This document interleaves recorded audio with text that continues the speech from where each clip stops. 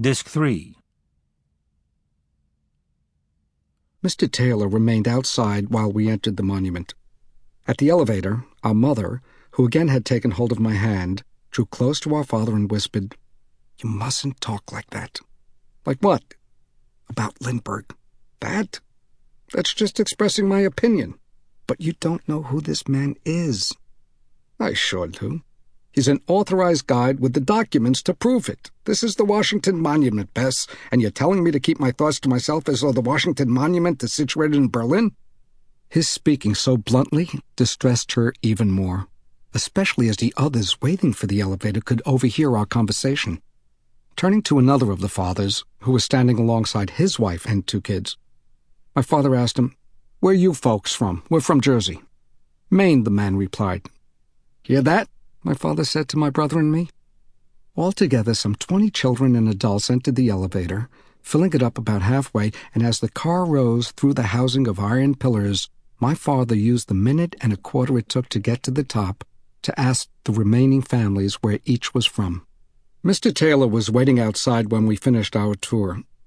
He asked Sandy and me to describe what we'd seen from the windows 500 feet up, and then he guided us on a quick walking tour around the exterior of the monument, recounting the fitful history of its construction. Next, he took some pictures of the family with our Brownie box camera. Then my father, over Mr. Taylor's objections, insisted on taking a picture of him with my mother, Sandy, and me with the Washington Monument as the background. And finally, we got into our car and, with Mr. Taylor again at the wheel, started down the mall for the Lincoln Memorial. This time, while he parked, Mr. Taylor warned us that the Lincoln Memorial was like no other edifice anywhere in the world, and that we should prepare ourselves to be overwhelmed. Then he accompanied us from the parking area to the great pillared building with the wide marble stairs that led us up past the columns to the hall's interior, and the raised statue of Lincoln in its capacious throne of thrones, the sculpted face looking to me like the most hallowed possible amalgamation, the face of God and the face of America, all in one. Gravely, my father said, "And they shot him, the dirty dogs." The 4 of us stood directly at the base of the statue, which was lit so as to make everything about Abraham Lincoln seem colossally grand. What ordinarily passed for great just paled away, and there was no defense for either an adult or a child against the solemn atmosphere of hyperbole. "When you think of what this country does to its greatest presidents, Herman," my mother pleaded, "don't start." "I'm not starting anything. This was a great tragedy. Isn't that right, boys? The assassination of Lincoln." Mr. Taylor came over and quietly told us, "Tomorrow we'll go to Ford's Theater, where he was shot, and across the street to the Peterson House to see where he died." "I was saying, Mr. Taylor, it is the damnedest thing what this country does to its great men." "Thank goodness we have President Lindbergh," said the voice of a woman just a few feet away. She was elderly, and she was standing apart by herself, consulting a guidebook, and her remark seemed spoken to no one, and yet prompted somehow by her overhearing my father. "Compare Lincoln to Lindbergh. Boy, oh boy," my father moaned.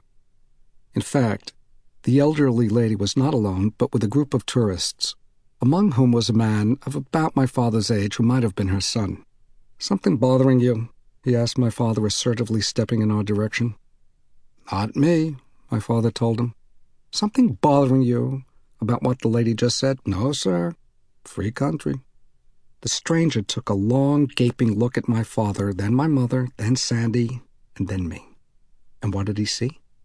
A trim, neatly muscled, broad-chested man, 5 feet 9 inches tall, handsome in a minor key, with soft grayish-green eyes and thinning brown hair clipped close at the temples and presenting his 2 ears to the world a little more comically than was necessary. The woman was slender but strong, and she was tidily dressed, with a lock of her wavy dark hair over one eyebrow, and roundish cheeks a little rouged, and a prominent nose and chunky arms, and shapely legs and slim hips, and the lively eyes of a girl half her age. In both adults, a surfeit of prudence and a surfeit of energy, and with the couple, two boys, still pretty much all soft surfaces, young children of youthful parents, keenly attentive and in good health, and incorrigible only in their optimism. And the conclusion the stranger drew from his observations he demonstrated with a mocking movement of the head. Then, hissing noisily so as to mislead no one about his assessment of us, he returned to the elderly lady and their sightseeing party, walking slowly off with a rolling gait that seemed, along with the silhouette of his broad back, intended to register a warning. It was from there that we heard him refer to my father as a loud-mouthed Jew, followed a moment later by the elderly lady declaring, "I'd give anything to slap his face." Mr. Taylor led us quickly away to a smaller hall just off the main chamber, where there was a tablet inscribed with the Gettysburg Address and a mural whose theme was the Emancipation. "To hear words like that in a place like this," said my father, his choked voice quivering with indignation, "in a shrine to a man like this." Meanwhile, Mr. Taylor, pointing to the painting, said, "See there? An angel of truth is freeing a slave." But my father could see nothing. "You think you'd hear that here if Roosevelt was president? People wouldn't dare. They wouldn't dream. In Roosevelt's state..." My father said, "But now that our great ally is Adolf Hitler, now that the best friend of the President of the United States is Adolf Hitler, why, now they think they can get away with anything. Disgraceful. Starts with the White House." Whom was he talking to, other than me? My brother was trailing after Mr. Taylor, asking about the mural, and my mother was trying to prevent herself from saying or doing anything, struggling against the very emotions that had overpowered her earlier in the car, and back then without anything like this much justification. "Read that," my father said, alluding to the tablet bearing the Gettysburg Address. "Just read it. All men are created equal."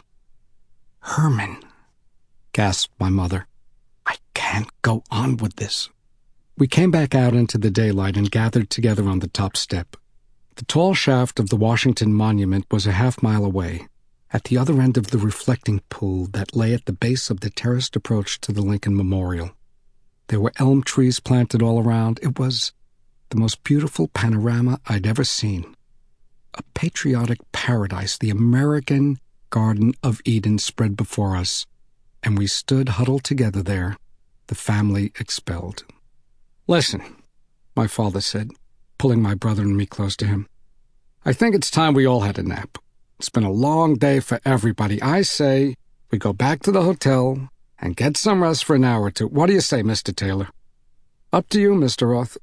After supper, I thought the family might enjoy a tour in the car of Washington by night, with the famous monuments all lit up." "Now you're talking," my father told him. "Sound good, Bess?" But my mother wasn't so easy to cheer up as Sandy and I. "Honey," my father told her, "we ran into a screwball, 2 screwballs. We might have gone up to Canada and run into somebody just as bad. We're not going to let that ruin our trip. Let's have a nice rest, all of us, and Mr. Taylor will wait for us, and we'll go on from there.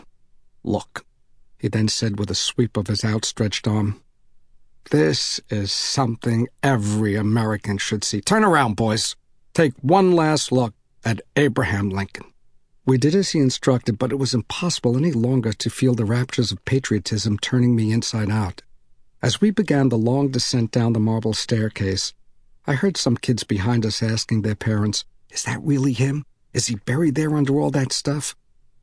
My mother was directly beside me on the stairs, trying to act like someone whose panic wasn't running wild within her, and suddenly I felt that it had fallen to me to hold her together, to become all at once a courageous new creature with something of Lincoln himself clinging to him.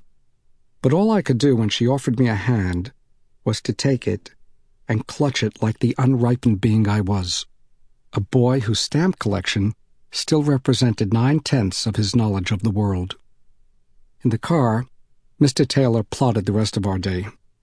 We'd go back to the hotel, nap, and at 5:45 he'd come to pick us up and drive us to dinner. We could return to the cafeteria near Union Station where we'd had our lunch, Or he could recommend a couple of other popular-priced restaurants whose quality he could vouch for. And after dinner, he'd take us on the tour of Washington by night. "Nothing phases you, does it, Mr. Taylor?" my father said. He replied only with a non-committal nod. "Where you from?" my father asked him. "Indiana, Mr. Roth." "Indiana. Imagine that, boys. And what's your hometown out there?" my father asked him. "Didn't have one. My father's a mechanic, fixed farm machinery, moved all the time." "Well," said my father, for reasons that can't have been too clear to Mr. Taylor, "I take my hat off to you, sir. You should be proud of yourself." Again, Mr. Taylor gave only a nod. He was a no-nonsense man in a tight suit and with something decidedly military about his efficiency and his bearing, like a hidden person, except there was nothing to hide, everything impersonal about him being plainly visible. Voluble talking about Washington, D.C., closed-mouthed about everything else. When we got back to the hotel, Mr. Taylor parked the car and accompanied us in as though he were not just our guide, but our chaperone. And a good thing it was, because inside the lobby of the small hotel, we discovered our 4 suitcases standing beside the front desk. The new man at the desk introduced himself as the manager. When my father asked what our bags were doing downstairs, the manager said, "Folks, I have to apologize. Had to pack these up for you. Our afternoon clerk made a mistake. The room he gave you was being held for another family. Here's your deposit." And he handed my father an envelope containing a $10 bill. "But my wife wrote you people. You wrote us back. We had a reservation months ago. That's why we sent the deposit. Bess, where's the copies of the letters?" She pointed to the bags. "Sir," said the manager, "the room is occupied, and there are no vacancies.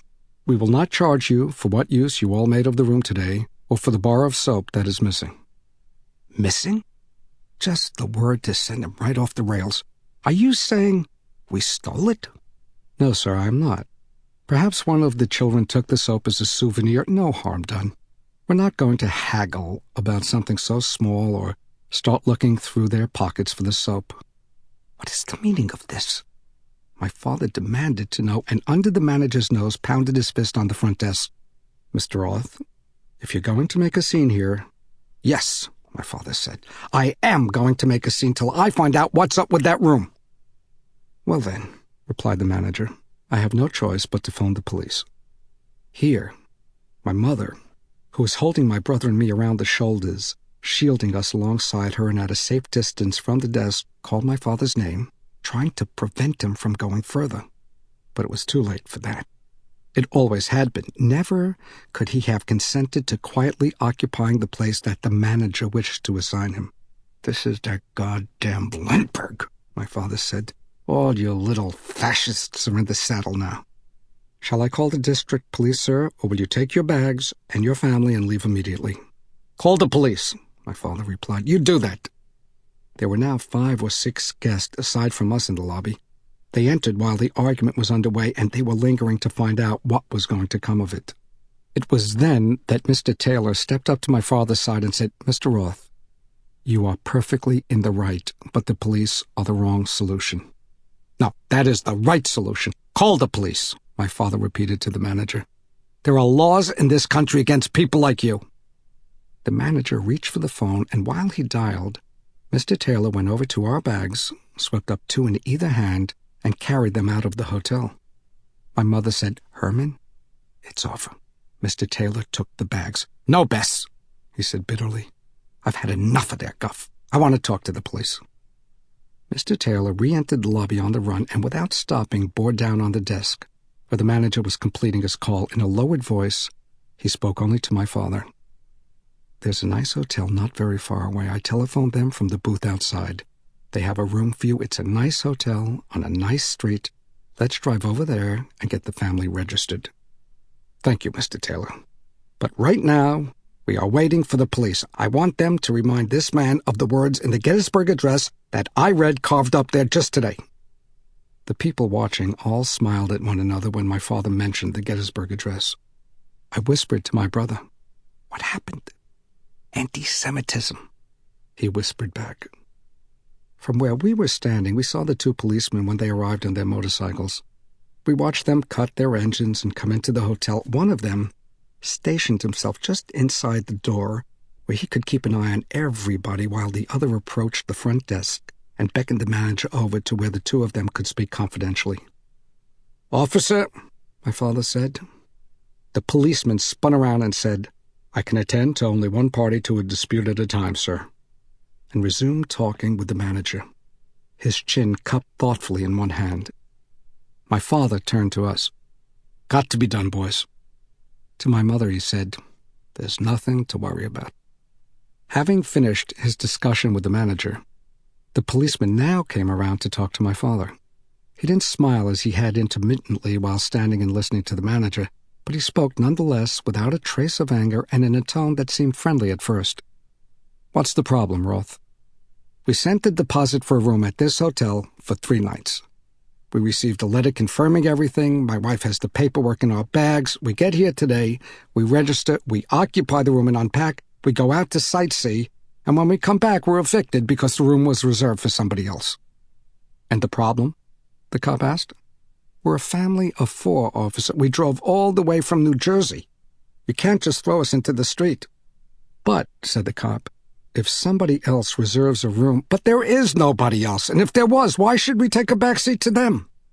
"But the manager returned your deposit. He even packed up your belongings for you." "Officer, you're not understanding me.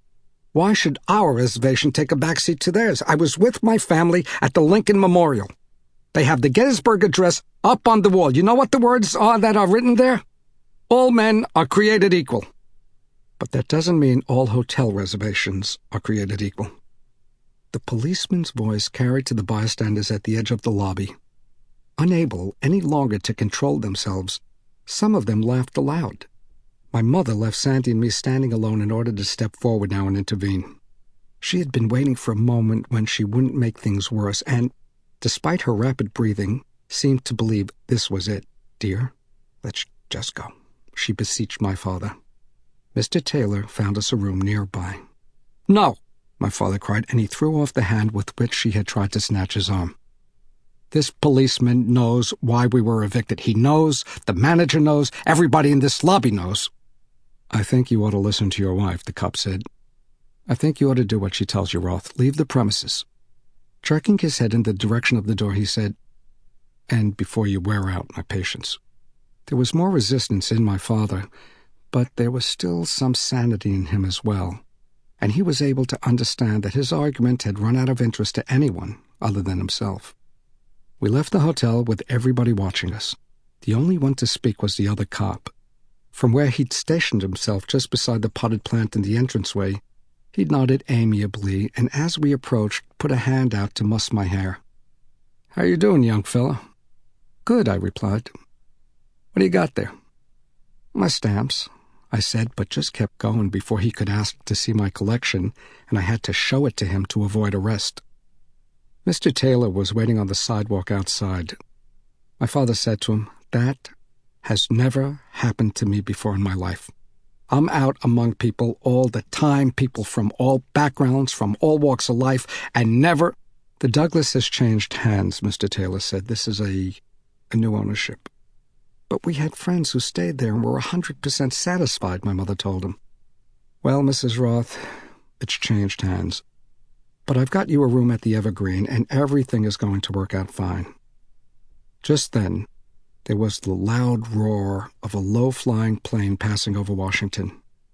Down the street where some people were out walking, they stopped, and one of the men raised his arms to the sky as though, in June, it had begun to snow.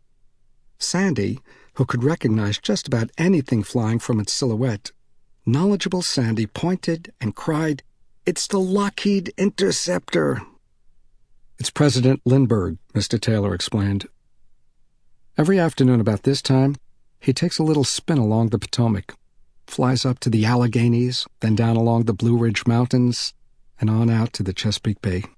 People look forward to it. "It's the world's fastest plane," my brother said. "The German's Messerschmitt 110 flies 365 miles an hour. The Interceptor flies 500 miles an hour. It can outmaneuver any fighter in the world." We all watched along with Sandy, who was unable to conceal his enchantment with the very interceptor that the president had flown to and from Iceland for his meeting with Hitler. The plane climbed steeply with tremendous force before disappearing into the sky. Down the street, the people out walking burst into applause. Somebody shouted, "Hooray for Lindy!" And then they continued on their way. At the Evergreen, my mother and father slept together in one single bed, and Sandy and I in the other. Twin beds were the best Mr. Taylor had been able to locate on such short notice, but after what had happened at the Douglas, nobody complained. Either that the beds weren't exactly made for rest, or that the room was smaller even than our first accommodations, or that the matchbox bathroom, heavily doused though it was with disinfectant, didn't smell right, especially as we were welcomed graciously when we arrived by a cheerful woman at the front desk, and our suitcases stacked on a dolly by an elderly Negro in a bellhop's uniform, a lanky man the woman called Edward B., who, upon unlocking the door to the ground-floor room at the nether end of an air shaft, humorously announced, "The Evergreen Hotel welcomes the Roth family to the nation's capital," and ushered us in as though the dimly lit crypt were a boudoir at the Ritz. My brother hadn't stopped staring at Edward B. from the time he loaded our luggage, and the next morning, before anyone else was awake, he stealthily dressed, grabbed his sketchpad, and raced to the lobby to draw him. As it happened, a different Negro bellhop was on duty, one not picturesquely grooved and crannied quite like Edward B., though, from an artistic point of view, no less of a find. Very dark, with strongly African facial features of a kind Sandy had never before gotten to draw from anything other than a photo in a back issue of National Geographic. We spent most of the morning with Mr. Taylor showing us around the Capitol and Congress, and later the Supreme Court and the Library of Congress. Mr. Taylor knew the height of every dome and the dimensions of every lobby and the geographic origins of all the marble flooring and the names of the subjects and the events commemorated in every painting and mural in every government building we entered. "You are something," my father told him. "A small-town boy from Indiana, you should be on information, please." After lunch, we drove south along the Potomac into Virginia to tour Mount Vernon. Of course, Richmond, Virginia, Mr. Taylor explained, was the capital of the 11 southern states that left the Union to form the Confederate States of America. Many of the great battles of the Civil War were fought in Virginia. Some 20 miles due west is the Manassas National Battlefield Park. The park includes both battlefields where the Confederates routed the Union forces near the little stream of Bull Run. First under General P.G.T. Beauregard and General J.E. Johnston in July 1861, and then under General Robert E. Lee and General Stonewall Jackson in August 1862. General Lee was in command of the Army of Virginia, and the President of the Confederacy, who governed from Richmond, was Jefferson Davis, if you remember your history. To the southwest, 125 miles from here, is Appomattox, Virginia. You know what happened at the courthouse there in April 1865. April 9th, to be exact. General Lee surrendered to General U.S. Grant, thus ending the Civil War. And you all know what happened to Lincoln 6 days later. He was shot. "Those dirty dogs," my father said again. "Well, there it is," said Mr. Taylor just as Washington's house came into view. "Oh, it's so beautiful," my mother said. "Look at the porch. Look at the tall windows. Children, this isn't a replica. This is the real house where George Washington lived." And his wife, Martha, Mr. Taylor reminded her, and his 2 stepchildren, whom the general doted on. "Did he?" my mother asked. "I didn't know that." "My younger son has Martha Washington on a stamp," she told him. "Show Mr. Taylor your stamp." And I immediately found it, the brown 1938 1.5-cent stamp that pictured the first president's wife in profile, her hair covered with what my mother had identified for me when I first got the stamp as something between a bonnet and a snood. "Yep, that's her all right," said Mr. Taylor.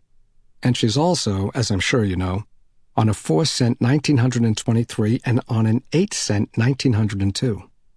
And that 1902 stamp, Mrs. Roth, that is the first stamp ever to show an American woman." "Did you know that?" my mother asked me. "Yes," I said, and for me, all the complications of our being a Jewish family in Lindbergh's Washington simply vanished, and I felt the way I felt in school when, at the start of an assembly program, you rose to your feet and sang the national anthem, giving it everything you had. She was a great companion to General Washington, Mr. Taylor told us. Martha Dandridge was her maiden name. The widow of Colonel Daniel Parke Custis. Her 2 children were Patsy and John Parke Custis. She brought to her marriage to Washington one of the largest fortunes in Virginia. "That's what I always tell my boys," my father said, laughing as we hadn't heard him laugh all day. "Marry like President Washington. It's as easy to love him rich as poor."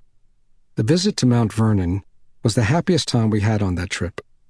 Perhaps because of the beauty of the grounds and the gardens and the trees and of the house, commandingly situated on a bluff overlooking the Potomac. Perhaps because of the unusualness to us of the furnishings, the decoration and the wallpaper about which Mr. Taylor knew a million things. Perhaps because we got to see from only a few feet away the 4-poster bed in which Washington slept, the desk where he wrote, the swords that he wore, and the books that he owned and read, or perhaps just because we were 15 miles from Washington, D.C., and from Lindbergh's spirit hovering over everything. Mount Vernon was open until 4:30, so we had plenty of time to see all the rooms and the outbuildings, and to wander the grounds, and then to visit the souvenir shop, where I succumbed to the temptation of a letter opener that was a 4-inch pewter replica of a Revolutionary musket and bayonet. I bought it with 12 of the 15 cents I'd been saving for our visit the next day to the stamp division of the Bureau of Engraving and Printing, while Sandy prudently bought with his savings an illustrated history of Washington's life, a book whose pictures he could use to suggest more portraits for the patriotic series stored in the portfolio under his bed. It was the end of the day, and we were off to have a drink in the cafeteria just as a low-flying plane in the distance came zooming our way. As the roar grew louder, people shouted, "It's the President! It's Lindy!" Men, women, and children all ran out onto the great front lawn and began to wave at the approaching plane, which, as it crossed over the Potomac, tipped its wings. "Hooray!" people shouted. "Hooray for Lindy!" It was the same Lockheed fighter we'd seen in the air over the city the previous afternoon, and we had no choice but to stand there like patriots and watch with the rest of them as it banked and flew back over George Washington's home before it turned to follow the Potomac north. It wasn't him. It was her.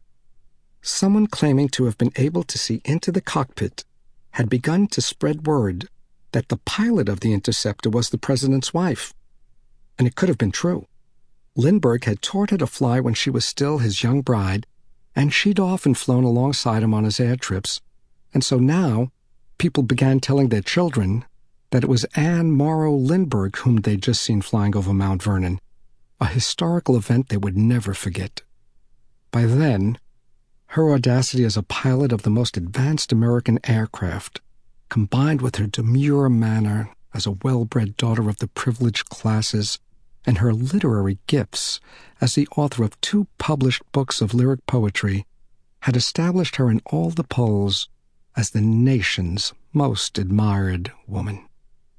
So, our perfect outing was ruined, and not so much because a recreational flight piloted by one or another of the Lindberghs happened by chance to have passed over our heads for the 2nd day in a row, but because of what the stunt, as my father called it, had inspired in everyone except us. We knew things were bad, my father told the friends he immediately sat down to phone when we got home. But not like this. You had to be there to see what it looked like. They live in a dream, and we live in a nightmare. It was the most eloquent line I'd ever heard him speak, and arguably distinguished by more precision than any ever written by Lindbergh's wife. Mr. Taylor drove us back to the Evergreen so we could wash up and rest, and promptly at 5:45 returned to drive us to the inexpensive cafeteria near the railroad station. We'd all meet up afterwards, he said, to start the night tour of Washington postponed from the day before. "Why don't you come along tonight?" my father said to him. "Must get lonely eating by yourself all the time." "I wouldn't want to invade your privacy, Mr. Roth." Listen here, you're a wonderful guide, and we would enjoy it. Treats on us. The cafeteria was even more popular at night than it was during the day.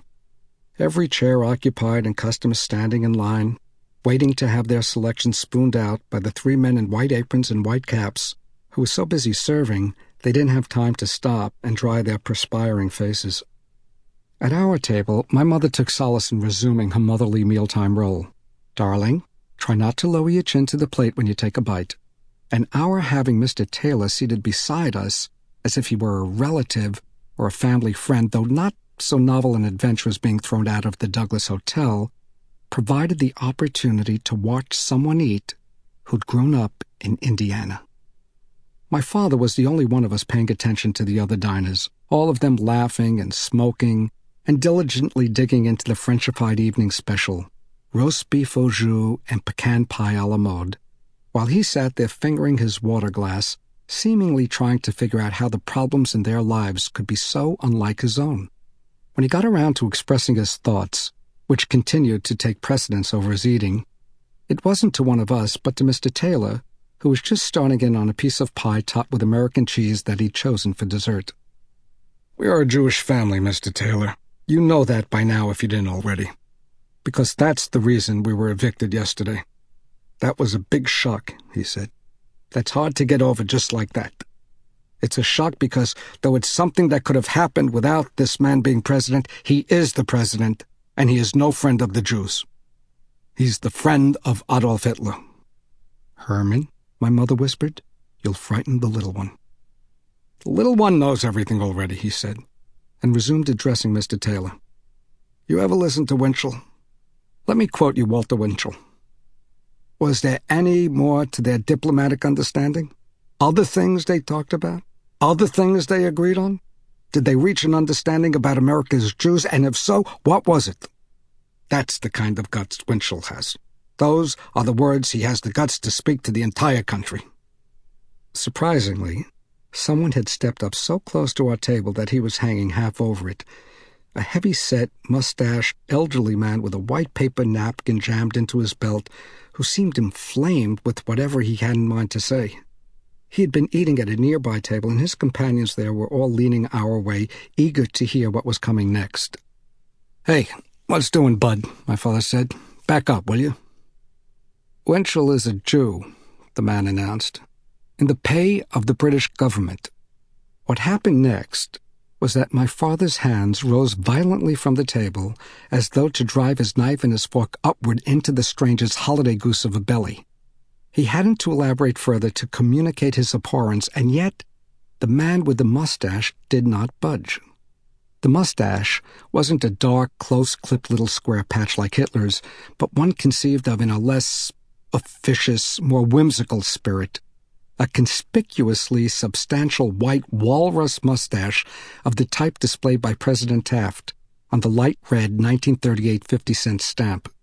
"If ever there was a case of a loud-mouthed Jew with too much power," the stranger said, "that is enough," cried Mr. Taylor, and jumping to his feet placed himself, undersized as he was, between the large figure looming over us and my outraged father, pinned in below by all that ludicrous bulk. Loud-mouthed Jew. And for the second time in less than 48 hours. Two of the apron men from behind the serving counter had rushed out onto the floor of the cafeteria and taken hold of our assailant from either side. "This is not your corner saloon," one of them told him. "And don't you forget it, mister." At his table, they pushed him down into his chair. And then the one who chastised him came over to us and said, "I want you folks to fill your coffee cups as much as you like. Let me bring the boys some more ice cream. You folks just stay and finish up your supper. I am the owner, my name is Wilbur, and all the desserts you want is on the house. Let's bring you fresh ice water while we're at it." "Thank you," my father said, speaking with the eerie impersonality of a machine. "Thank you," he repeated. "Thank you." "Herman, please," my mother whispered. "Let's just go." "Absolutely not. No. We're finishing our food." He cleared his throat to continue. "We're touring Washington by night. We are not going home till we tour Washington by night." The evening, in other words, was to be seen through to the end without our being frightened away. For Sandy and me, that meant consuming big new dishes of ice cream delivered to our table by one of the countermen. It took a few minutes for the cafeteria to come alive again with the squeaking of chairs and the rattle of cutlery and the light tinkle of plates, if not yet the full dinner-time clamor. "Would you like more coffee?" my father said to my mother. "You heard the owner. He wants to fill your cup." "No," she murmured, "no more." "And you, Mr. Taylor, coffee?" "No, I'm fine." "So," my father said to Mr. Taylor, stiffly, lamely, but beginning again to push back at everything awful that was surging in. "What kind of job did you do before this one? Or have you always been a guide in Washington?" And it was here that we heard once again from the man who'd stepped up to inform us that, like Benedict Arnold before him, Walter Winchell had sold out to the British. "Oh, don't you worry," he was assuring his friends. "The Jews will find out soon enough." In all that quiet, there was no mistaking what he'd said, especially as he hadn't bothered to modulate the taunt in any way. Half the diners didn't even look up, pretending to have heard nothing, but more than a few twisted round to look right at the offending objects. I'd seen tarring and feathering only once, in a Western movie, but I thought, we are going to be tarred and feathered, envisioning all our humiliation sticking to the skin like a coat of thick filth that you can never get off. My father was stalled for a moment, having to decide once again whether to attempt to control the event or give in to it. "I was asking Mr. Taylor," he suddenly said to my mother while taking her hands in both of his, "about what he did before being a guide." And he looked at her like someone casting a spell, someone whose art is to prevent your will from being free of his and keep you from acting on your own. "Yes," she said, "I heard." And then, her anguish once again filling her with tears, she nonetheless drew herself up erect in her seat and said to Mr. Taylor, "Yes, please tell us." "Keep eating your ice cream, boys," my father said, reaching out and patting our forearms until we looked him right in the eye. "Is it good?" "Yes," we said. "Well, you just keep eating and take your time." He smiled to make us smile and then said to Mr. Taylor, "The job, before this one, your old job. What was it you did again, sir?" "I was a college teacher, Mr. Roth." "Is that right?" my father said. "Hear that, boys? You're eating your dinner with a college teacher." "A college history teacher," added Mr. Taylor for the sake of accuracy. "Should have known," my father admitted. "Little college in northwest Indiana," Mr. Taylor told the four of us. "When they shut half the place down in 32, that was it for me." "And so, what do you do then?" my father asked. "Well, you can imagine. What with unemployment and all the strikes, I did a little of everything. Harvested mint up in the Indiana mucklands, packed meat for the slaughterhouse in Hammond, packed soap for Cudahy in East Chicago. Worked a year for real silk hosiery mills in Indianapolis. Even worked a stint at Logansport at the mental hospital there, worked as an orderly for people suffering mental diseases. Hard times finally washed me up here." "And what was the name of the college where you taught?" my father asked. "Wabash." "Wabash. Well," said my father, soothed by the very sound of the word, "everybody has heard of that." 426 students? I'm not so sure they have. What everybody has heard of is something that one of our distinguished graduates once said, though they don't necessarily know him for being a Wabash man.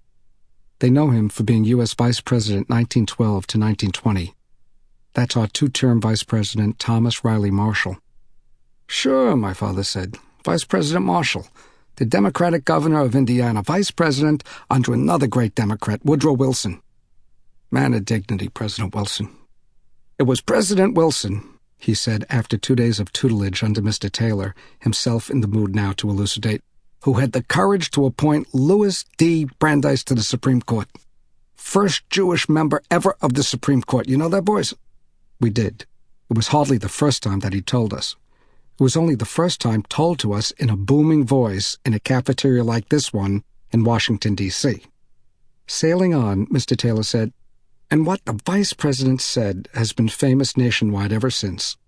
One day in the United States Senate, while he was presiding over a Senate debate, he said to the senators there, 'What this country needs,' he said, is a really good 5-cent cigar."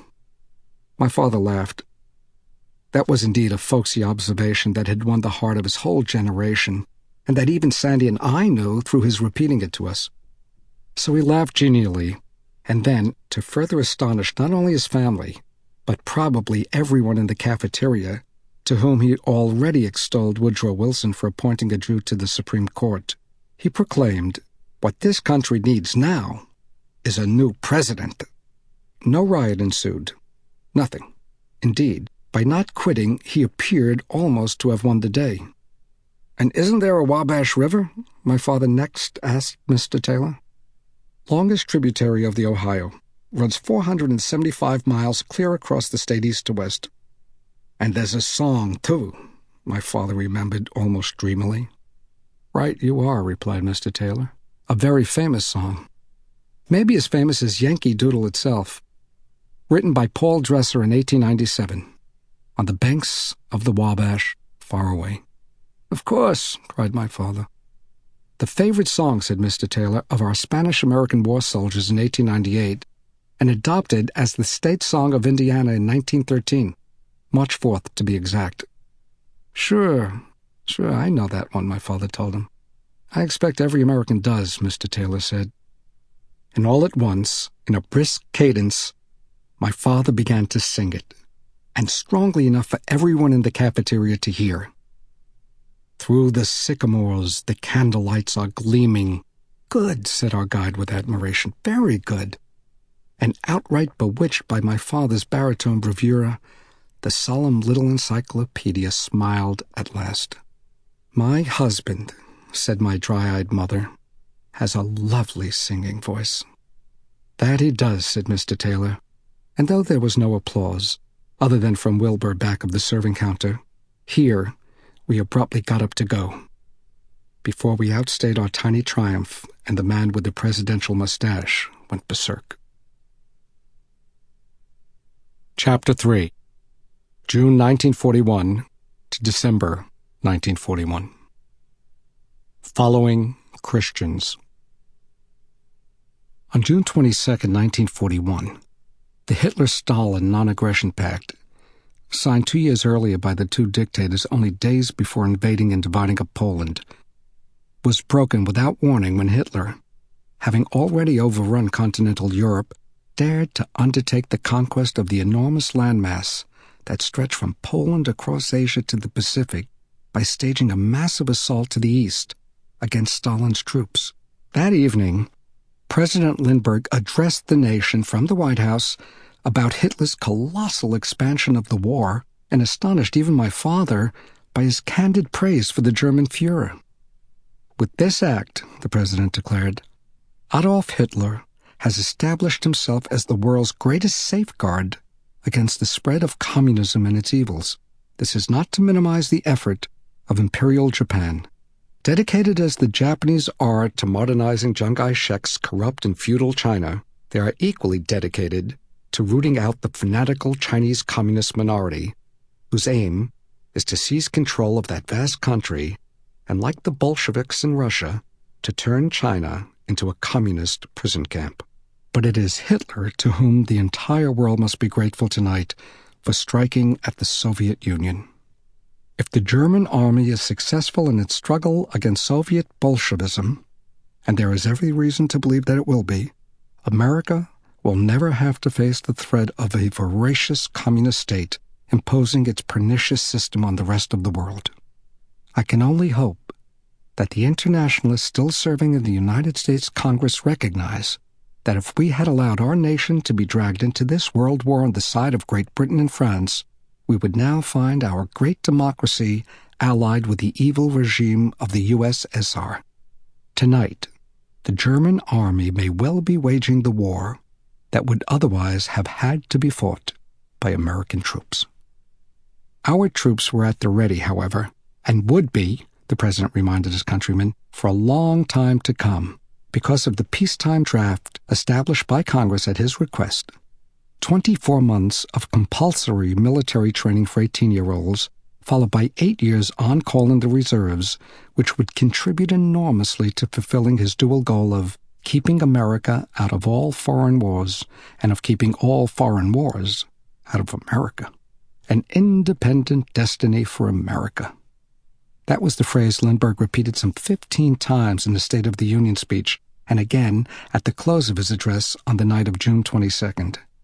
When I asked my father to explain what the words meant, absorbed by the headlines and weighed down by all my anxious thoughts, I was more and more asking what everything meant. He frowned and said, "It means turning our back on our friends. It means making friends with their enemies. You know what it means, son? It means destroying everything that America stands for."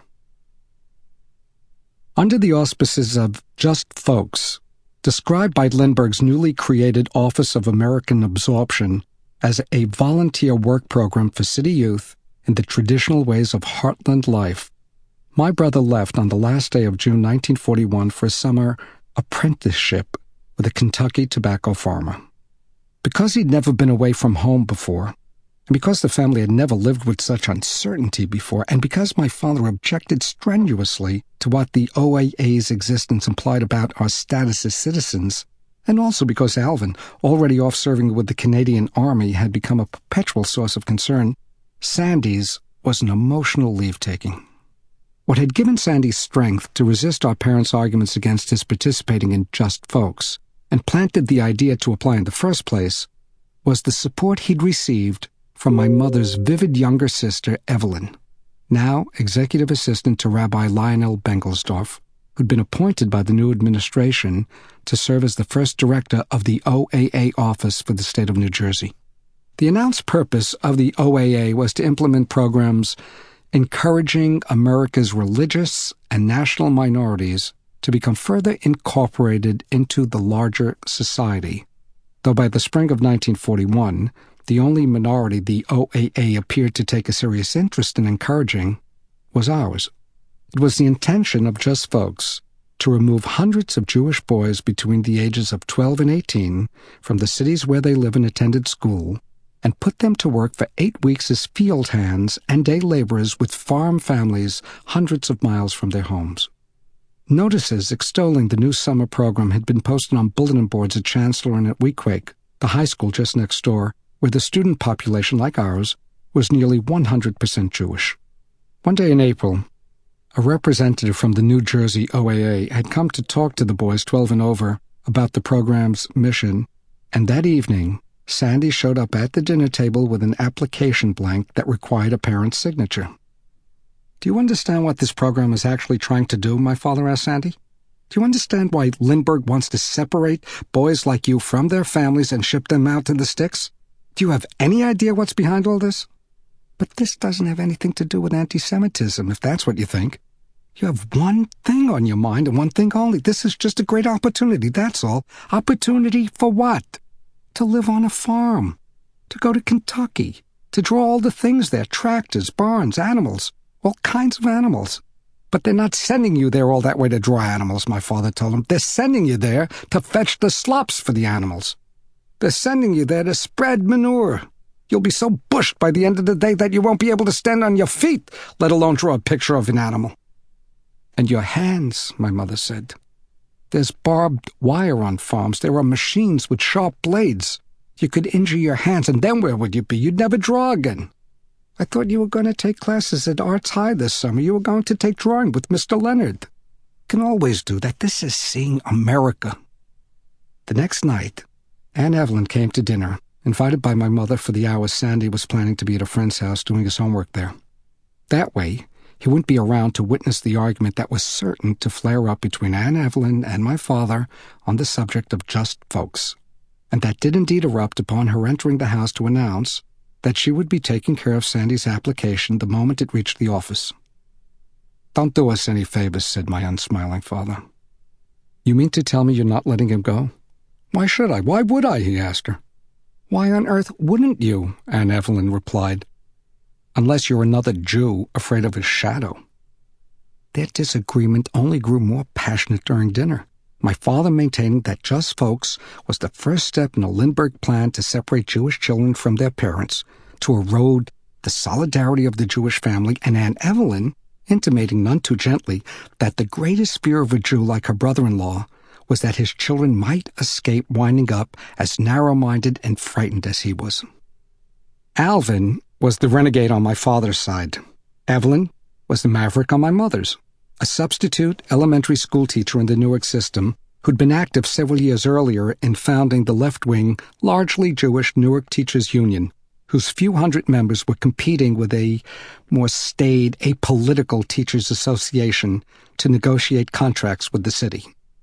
Evelyn was just 30 in 1941, and until 2 years before, when my maternal grandmother died of heart failure after a decade as a coronary invalid, it was Evelyn who cared for her in the tiny top-floor apartment of a 2.5 family house that mother and daughter shared on Dewey Street, not far from Hawthorne Avenue School, where Evelyn usually subbed.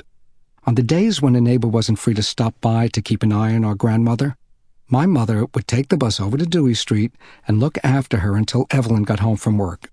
And when Evelyn went to New York to see a play with her intellectual friends on a Saturday night, either our grandmother would be driven to our house by my father to spend the evening with us, or my mother would return to Dewey Street to tend to her there.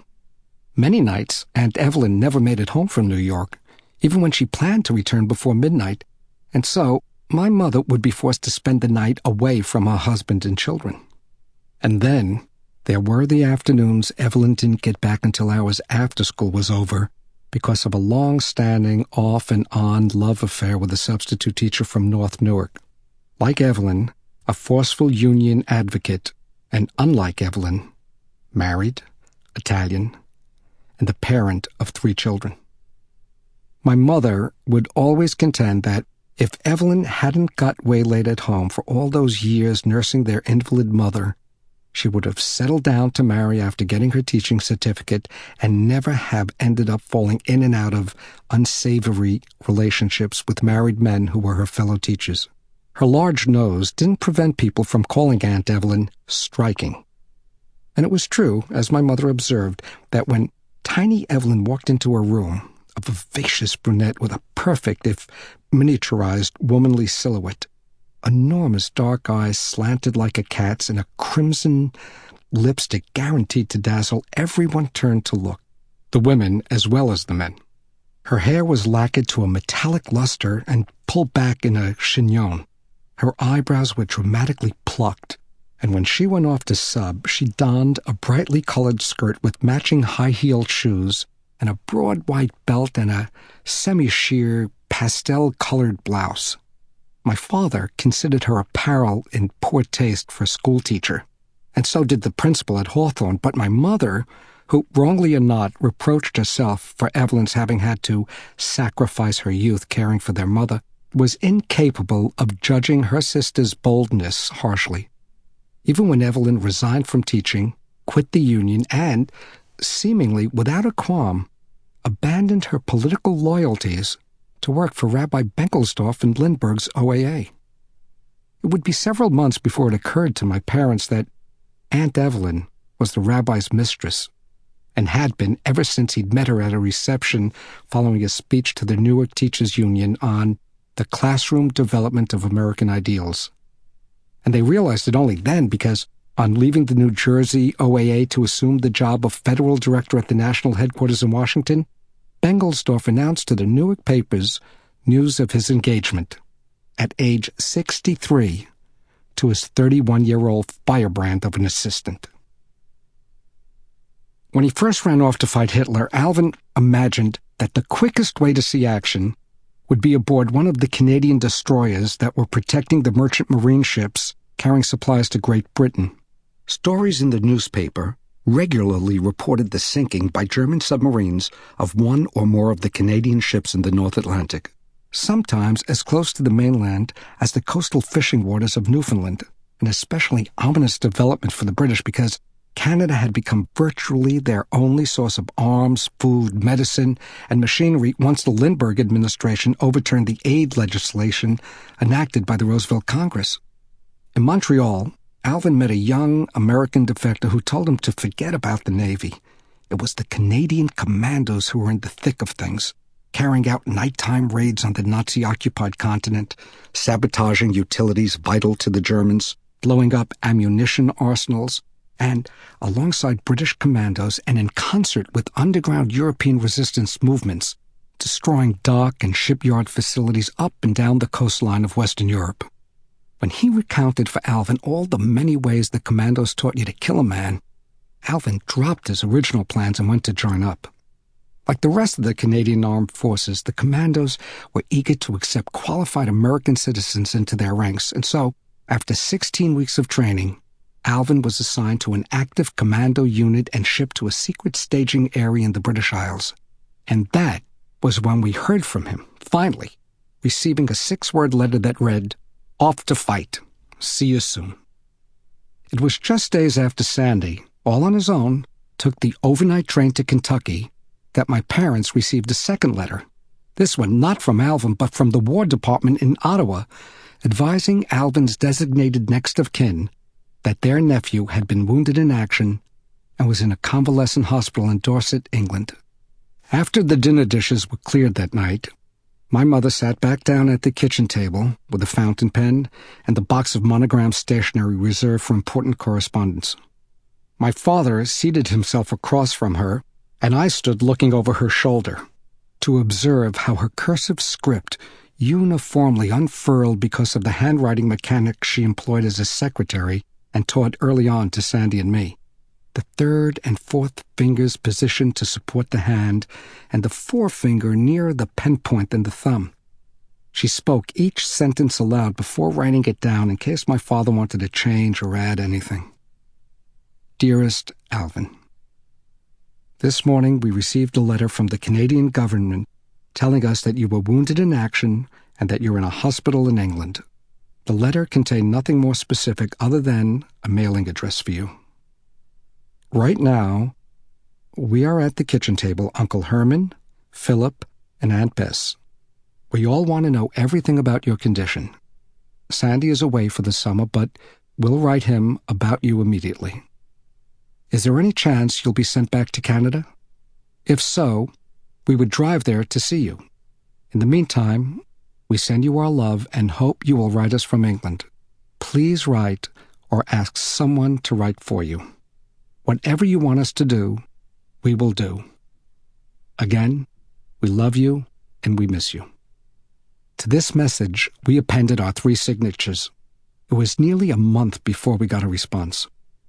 Dear Mr. and Mrs. Roth, Corporal Alvin Roth received your letter of July 5th. I am the senior nurse on his unit, and I read the letter to him several times to be sure he understood who it was from and what it said. Right now, Corporal Roth is not communicative. He lost his left leg below the knee and was seriously wounded in his right foot. The right foot is healing, and that wound should not leave him impaired. When his left leg is ready, he will be fitted with a prosthesis and taught to walk with it. This is a dark moment for Corporal Roth, but I wish to assure you that in time he should be able to resume his life as a civilian with no significant physical problems. This hospital is limited to amputees and burn cases.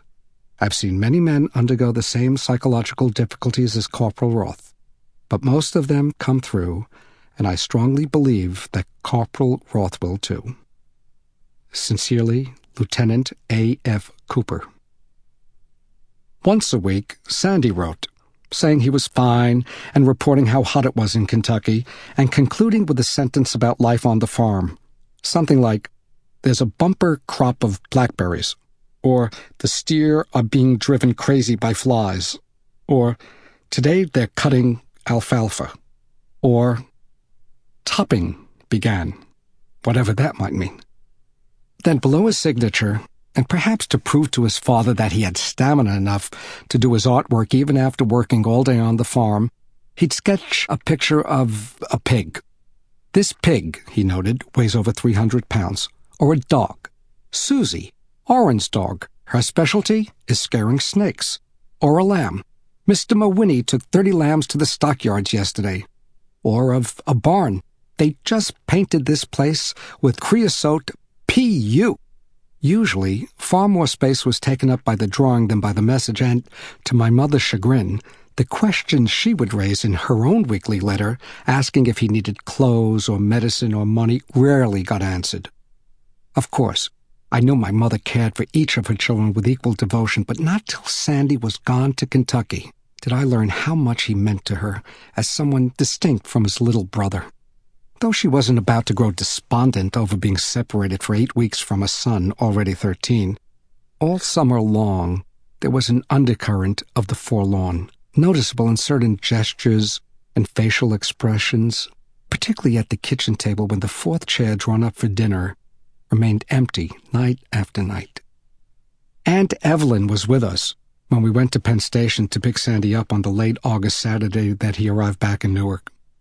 She was the last one my father wanted coming along, but just as when, against his own inclinations, he'd eventually allow Sandy to apply for Just Folks and accept the summer job in Kentucky, he had yielded to his sister-in-law's influence over his son to avoid making more difficult a predicament whose ultimate danger still wasn't entirely clear. At the station, Aunt Evelyn was the first of us to recognize Sandy when he stepped from the train onto the platform. Some 10 pounds heavier than when he'd left, and his brown hair blondish from his working in the fields under the summer sun. He'd grown a couple of inches as well, so that his pants were now nowhere near his shoe tops, and altogether, my impression was of my brother in disguise. "Hey, farmer," Aunt Evelyn called, "over here." And Sandy came loping in our direction, swinging his bags at his sides and sporting an outdoorsy new walk to go with the new physique. "Welcome home, stranger," my mother said, and with the air of a young girl happily threw her arms around his neck, and the words she murmured into his ear, "Was there ever a boy so handsome?" caused him to complain, "Ma, cut it out," which of course handed the rest of the family a big laugh. We all hugged him, and standing beside the train he'd boarded 750 miles away, he flexed his biceps so I could feel them. In the car, when he began answering our questions, we heard how husky his voice had become, and we heard for the first time the drawl and the twang.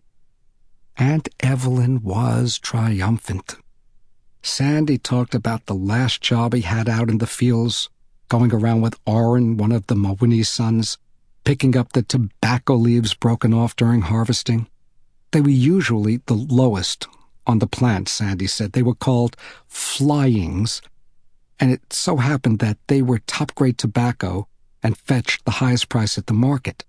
But the men doing the cutting on a tobacco patch of 25 acres can't bother about the leaves on the ground, he told us, as they had to cut some 3,000 sticks of tobacco a day in order to get everything housed in the curing barn in 2 weeks. "Whoa, whoa, whoa, whoa, whoa, what's a stick, dear?" Aunt Evelyn asked, and gladly he obliged her with the lengthiest possible explanation. "And so, what's a curing barn?" she asked. "What's topping? What's suckering? What's worming?" And the more questions Aunt Evelyn came up with, the more authoritative Sandy became, so that even when we got to Summit Avenue and my father pulled the car into the alleyway, he was still going on about raising tobacco, as though expecting us all to head right for the backyard and start preparing the weedy patch of dirt next to the garbage cans for Newark's first crop ever of white burley. "It's the sweetened burley in Lucky's," he informed us, "that gives him the taste." And meanwhile, I was itching to feel his biceps again, which to me were no less extraordinary than the regional accent. If that's what it was, he said "can't" for can't, "remember" for remember, and "fire" for fire, and "again" for again, and "a walkin' and a talkin' for walking and talking. And whatever you wanted to call that concoction of English, it wasn't what we natives of New Jersey spoke. Aunt Evelyn was triumphant, but my father was stymied, said almost nothing, and at the dinner table that evening looked especially glum when Sandy got around to reporting on what a paragon Mr. Mawinnie was. First off, Mr. Mawinnie had graduated from the College of Agriculture at the University of Kentucky, while my father, like most other Newark slum children before the World War, hadn't been educated beyond the 8th grade. Mr. Mawinnie owned not just one farm, but 3, the lesser 2 rented to tenants, land that had been in his family going back nearly to the days of Daniel Boone, and my father owned nothing more impressive than a 6-year-old car. Mr. Mawhinney could saddle a horse, drive a tractor, operate a thresher, ride a fertilizer drill, work a field as easily with a team of mules as with a team of oxen. He could rotate crops and manage hired men, both white and Negro. He could repair tools, sharpen plow points and mowers, put up fences, string barbed wire, raise chickens, dip sheep, dehorn cattle, slaughter pigs, smoke bacon, sugar cure ham. And he raised watermelons that were the sweetest and juiciest Sandy had ever eaten. By cultivating tobacco, corn, and potatoes, Mr. Mawhinney was able to make a living right out of the earth. And then, at Sunday dinner, where the 6-foot, 3-inch, 230-pound farmer consumed more fried chicken with cream gravy than everyone else at the table combined, eat only food that he himself had raised, and all my father could do was sell insurance. It went without saying that Mr. Mawhinney was a Christian, a long-standing member of the great overpowering majority that fought the revolution and founded the nation and conquered the wilderness and subjugated the Indian and enslaved the Negro and emancipated the Negro and segregated the Negro, one of the good, clean, hard-working Christian millions who settled the frontier, tilled the farms, built the cities, governed the states, sat in Congress, occupied the White House, amassed the wealth, possessed the land, owned the steel mills and the ball clubs and the railroads and the banks, even owned and oversaw the language, one of those unassailable Nordic and Anglo-Saxon Protestants who ran America and would always run it. Generals, dignitaries, magnates, tycoons, the men who laid down the law and called the shots and read the riot act when they chose to, while my father, of course, was only a Jew. Sandy got the news about Alvin once Aunt Evelyn had gone home. My father was at the kitchen table working on his account books, preparatory to going out to make his evening collections, and my mother was in the cellar with Sandy, sorting through the clothes he'd brought back from Kentucky, deciding what to repair and what to throw out before putting everything else in the wash tub. My mother always did immediately whatever had to be done, and she was set on disposing of his dirty clothes before she went to bed. I was down there with him, unable to let my brother out of my sight. He'd always known everything I didn't know, and he'd come back from Kentucky knowing still more. "I have to tell you about Alvin," my mother said to him. "I didn't want to write because, well, I didn't want to shock you, dear." Here, having gathered herself together to make certain she wouldn't cry, she said in a low voice, "Alvin was wounded. He's in a hospital in England. He's there recovering from his wounds." Astonished, Sandy asked, "Who wounded him?" As though she were reporting an occurrence in our neighborhood rather than in Nazi-occupied Europe, where people were being maimed, wounded, and killed all the time. "We don't know any details," my mother said. "But it wasn't a superficial wound. I have to tell you something very sad, Sanford." And despite her attempt to keep everyone's courage up, her voice began to waver when she said, "Alvin's lost a leg." A leg? There aren't many words less abstruse than leg, but it took some doing for him to comprehend it. Yes, according to a letter we got from one of his nurses, his left leg, below the knee. As if it might somehow soothe him, she added, "If you'd like to read it, the letter's upstairs." "But how will he walk?" "They're going to fit him with an artificial leg." "But I don't understand who wounded him. How did he get wounded?" "Well, they were there to fight the Germans," she said, "so it must have been one of them." Still, half staving off what was half sinking in, Sandy asked, "Which leg?" As tenderly as she could, she repeated, "The left." "The whole leg? The whole thing?" No, she rushed to reassure him. "I told you, dear, below the knee." Suddenly, Sandy began to cry. And because he was so much bigger across the shoulders and through the chest and around the wrist than he'd been just last spring, because his arms were now brawny like a man's rather than stringy like a child's, I was so startled to see tears running down his deeply tanned face that I started crying too. "Dear, it's awful," my mother said, "but Alvin is not dead. He's still alive, and now at least he's out of the war." "What?" Sandy erupted. "Did you hear what you just said to me?" "What do you mean?" she asked. "Didn't you hear yourself? You said he's out of the war." "And he is, absolutely. And because he is, he'll now come home before anything more can possibly happen." "But why was he even in the war, Ma?"